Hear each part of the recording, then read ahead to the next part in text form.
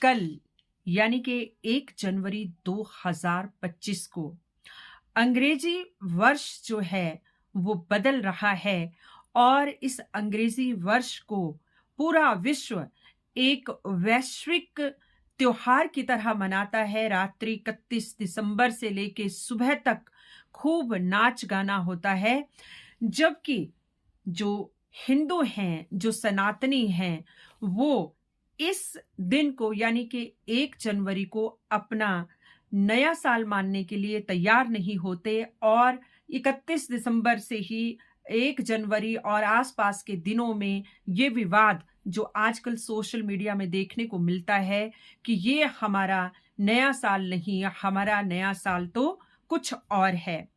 तो इस विवाद से परे मैं पहले तो आज आपको जो हिंदी कैलेंडर है और अंग्रेजी कैलेंडर है इसके बीच के मुख्य अंतर बताऊंगी और ये भी बताना चाहूंगी कि हमें अंग्रेजी वर्ष नया साल ये क्यों मनाना चाहिए। तो चलिए चलते हैं, सबसे पहले देखते हैं कि अंग्रेजी वर्ष जो है वो ये एक वैश्विक कैलेंडर के आधार पे मनाया जाता है और इसे ये एडी के नाम से चलता है और इसे ईसा मसीह के जन्म से जोड़ा जाता है। जो अंग्रेजी कैलेंडर है ये सूर्य गति के आधार पर मनाया जाता है कि जब पृथ्वी सूर्य के चारों ओर अपना एक चक्कर लगा लेती है, जिसे कि 365 सही 1/4 365 डेज प्लस 1/4 डे में पृथ्वी जो है पूरे के पूरे सूर्य का चक्कर लगाती है, तो उसे अंग्रेजी वर्ष एक पूरा कैलेंडर माना जाता है। लेकिन जो हमारा हिंदी कैलेंडर है, जिसे हम पंचांग भी कहते हैं, ये हमारे ऋषियों मुनियों द्वारा सूर्य और चंद्रमा इन दोनों की स्थितियों की गणना को लेकर बनाया गया है। ये हमारा विक्रम संवत और शक संवत के ऊपर आधारित है।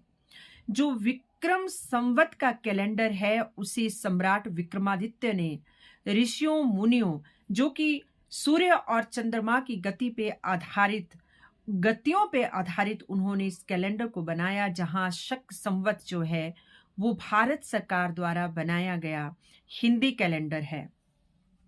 जो अंग्रेजी कैलेंडर है, जैसे कि मैंने आपको बताया, आप लोगों को भी मालूम है कि इसमें हर वर्ष 365 दिन होते हैं और 1/4 दिन जो रह जाते हैं वो 4 वर्षों के अंदर फरवरी में वो 1/4 करके एक दिन फरवरी में जोड़ा जाता है, जिसमें कि 29 दिन पड़ते हैं और उस वर्ष को लीप ईयर कहते हैं।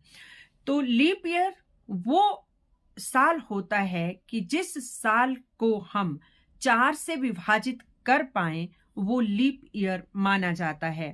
तो इसमें जो दिनों की संख्या होती है वो निश्चित संख्या होती है और अंग्रेजी के महीने हैं, आप जानते ही हैं, जनवरी, फरवरी, मार्च, अप्रैल, मई, जून, जुलाई, अगस्त, सितंबर, अक्टूबर, नवंबर, दिसंबर। और इसमें क्रमशः जो दिन होते हैं, जनवरी में 31 दिन होते हैं, फरवरी में 28 दिन होते हैं, जबकि लीप ईयर में फरवरी में 29 दिन होते हैं, मार्च में 31, अप्रैल में 30, मई में 31, जून में 30, जुलाई में 31 और अगस्त में फिर 31 ही दिन होते हैं, जबकि सितंबर में 30, अक्टूबर में 31, नवंबर में 30 और दिसंबर में 31 दिन होते हैं।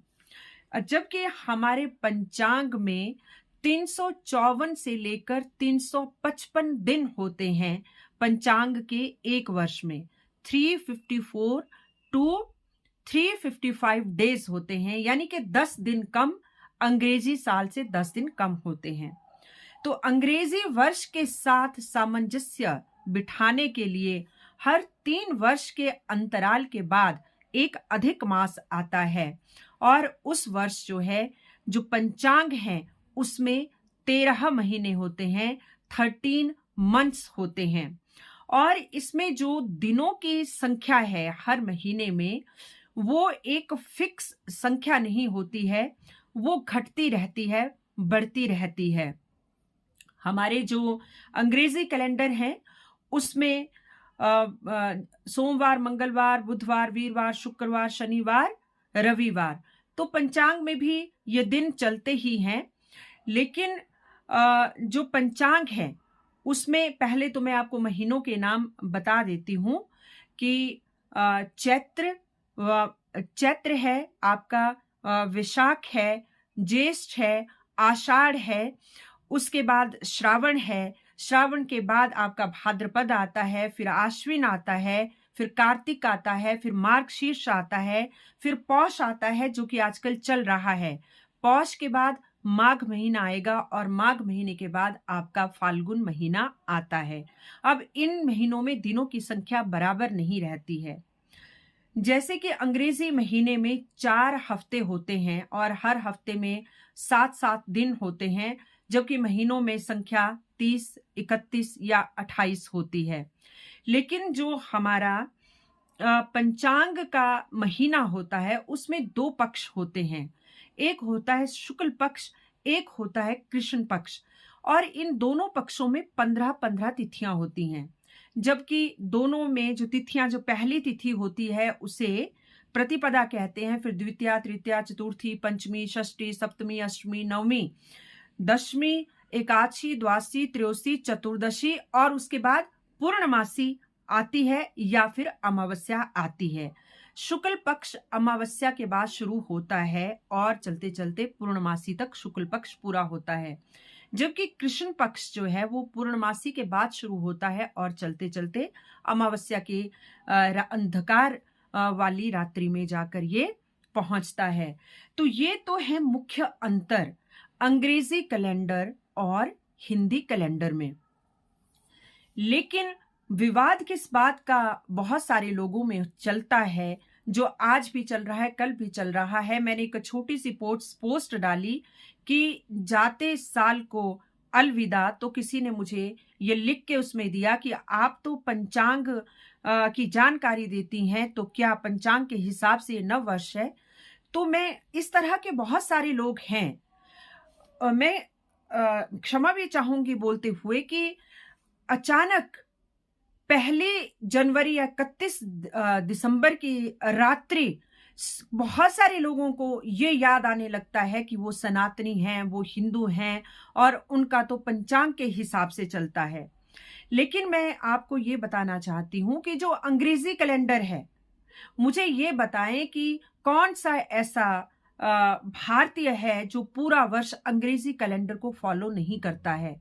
आप अगर सरकारी कर्मचारी हैं और अगर आप नहीं भी हैं तो भी आप उसमें आपकी रिस्ट्रिक्टेड लीव्स, आपकी दिवाली, होली, रक्षाबंधन, स्वतंत्रता दिवस, सारे के सारे त्योहारों की लिस्ट उसमें होती है।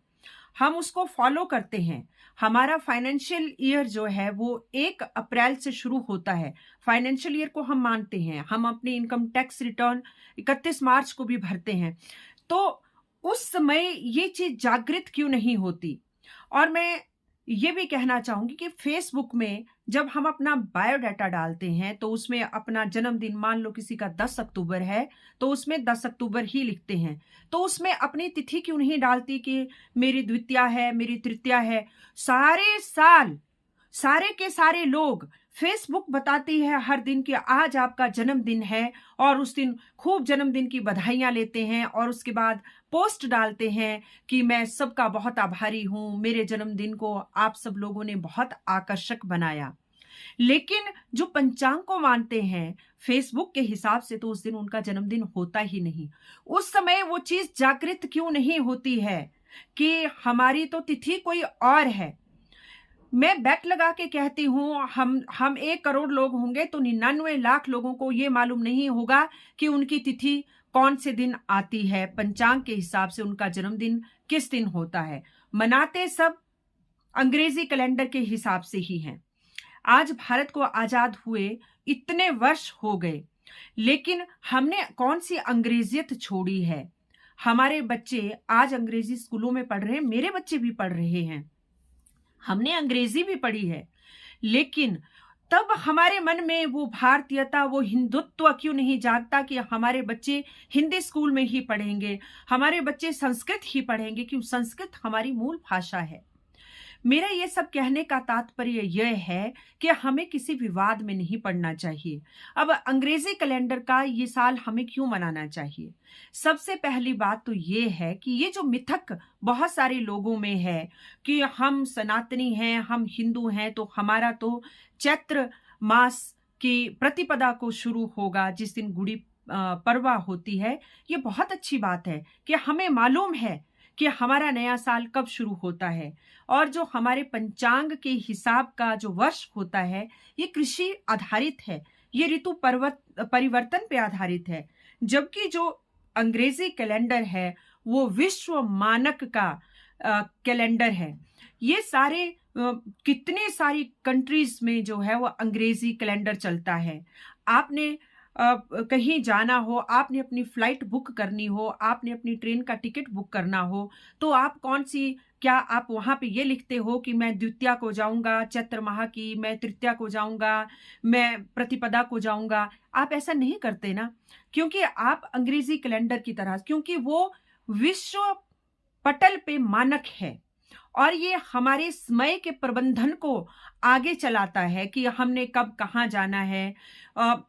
और ये वो समय है कि जो पूरे विश्व में एक जनवरी है तो पूरे विश्व में एक ही जनवरी है। जबकि हम जो चैत्र प्रतिपदा है वो हमारी सनातनियों की, हमारे हिंदुओं की। मुझे गर्व है कि मैं सनातनी हूँ, मुझे गर्व है कि मैं हिंदू हूँ, मुझे गर्व है कि मैं उस दिन अपना नव वर्ष मनाऊंगी जिस दिन गुड़ी पड़वा होगी, जिस दिन चैत्र मास की प्रतिपदा होगी। लेकिन मुझे ये भी गर्व है कि आज मैं वो भारतीय हूँ जो आधुनिक हूँ और जो अपनी परंपरा को तो मानती हूँ, अपनी संस्कृति को तो मानती हूँ, लेकिन मैं इसके साथ बिल्कुल सजग हूँ और मैं विश्व के साथ भी चलती हूँ।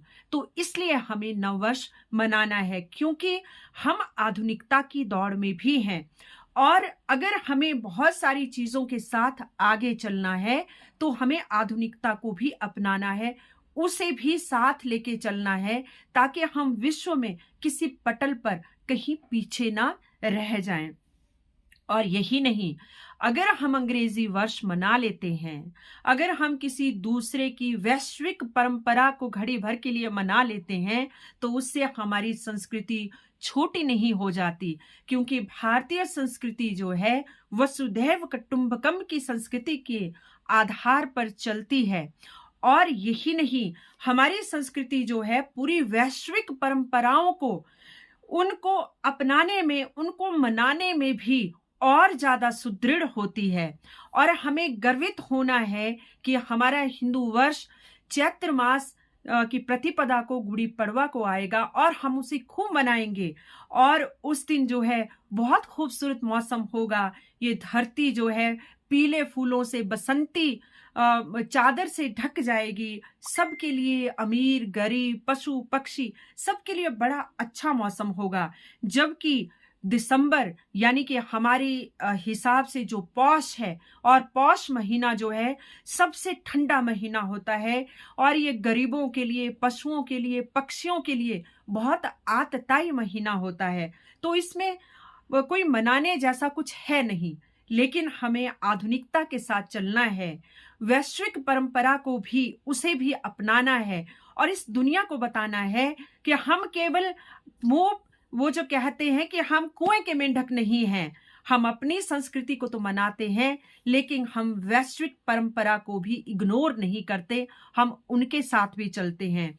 लेकिन हाँ, 31 दिसंबर यानी कि रात्रि को मनाने का 1 जनवरी को मनाने का तात्पर्य शराब पीना, जुआ खेलना, लड़कियों को छेड़ना और क्लबों में जाना, ये सब नहीं हो। अपने परिवार के बीच में अंगीठा जला के नववर्ष मनाएं, अच्छे अच्छे खान पान बनाएं, तिल के लड्डू बनाएं, और हमारे हिमाचल में सिड्डू बनाते हैं, भल्ले बनाएं, और बहुत सारी ऐसी ऐसी चीज़ें बनती हैं, अलसी के लड्डू बनते हैं और पंजीरी बनती है। इस तरह की चीज़ें बनाएं और उन्हें खाएं, कचौड़ियाँ बनाएं, भल्ले बनाएं, बहुत सारी चीज़ें बनाएं और इसको भी अपनाएं, क्योंकि शरीर को भी गर्म तासीर की ज़रूरत होती है इस मौसम में। तो इसलिए एक चीज़ कि जो अंग्रेज़ी कैलेंडर है, जो अंग्रेज़ी दिन है, वो मध्य रात्रि को शुरू होता है, 12 बजे मध्य रात्रि को शुरू हो जाता है, डेट चेंज हो जाती है, दिन चेंज हो जाता है, जबकि हमारे पंचांग सूर्योदय के साथ शुरू होता है। और यही हमारी संस्कृति है, यही हमारी पहचान है कि जब सूर्योदय होता है तो हमारी तिथि बदलती है, हमारा साल बदलता है, क्योंकि सनातन सब धर्मों से ऊपर है। लेकिन क्योंकि ये सबसे ऊपर है, तो ये सबकी परंपराओं को अपनाते हुए, कदम के साथ कदम मिलाते हुए चलता है, और उससे हमारी संस्कृति और सुदृढ़ होती है। ये कहीं भी गौण नहीं होती, कहीं भी कुंठित नहीं होती। तो इसी के साथ आने वाले आंगल वर्ष 2025 की आप सबको ढेरों शुभकामनाएं। जय हिंद, जय सनातन, जय भारत।